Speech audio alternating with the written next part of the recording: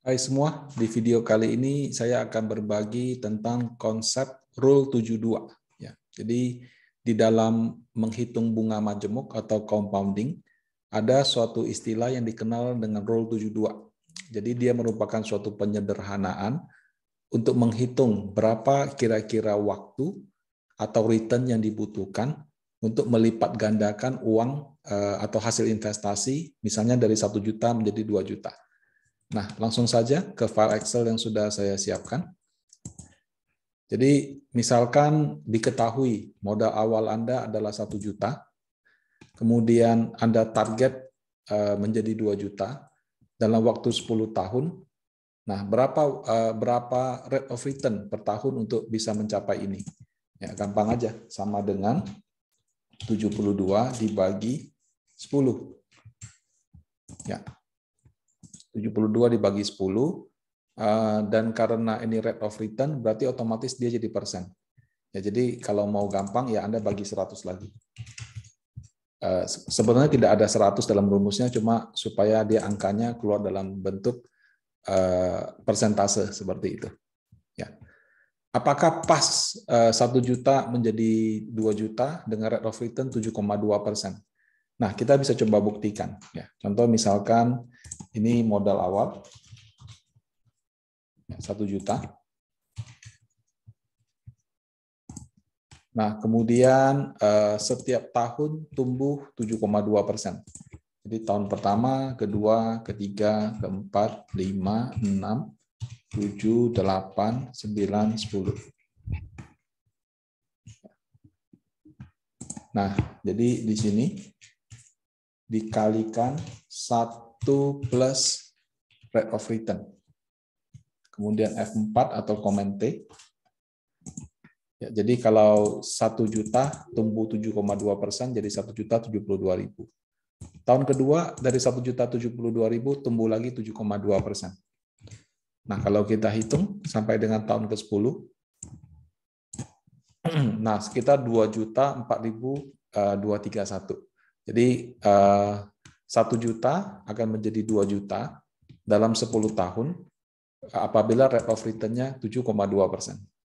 Nah, tepatnya berapa, Pak?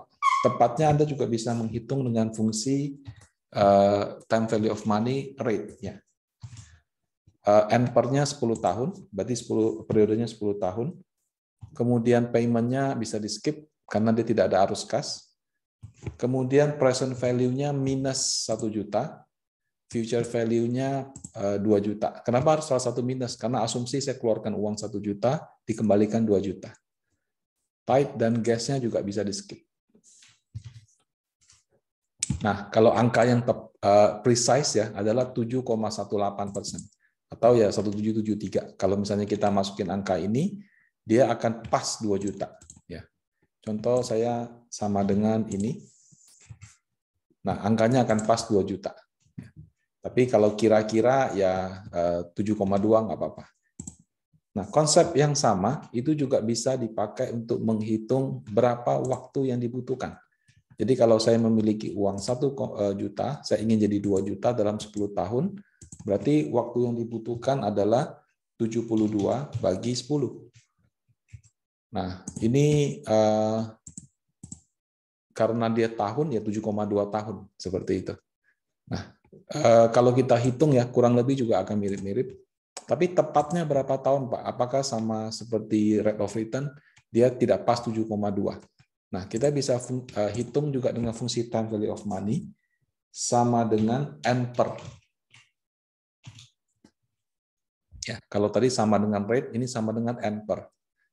Nah, jadi rate of return-nya adalah 10%.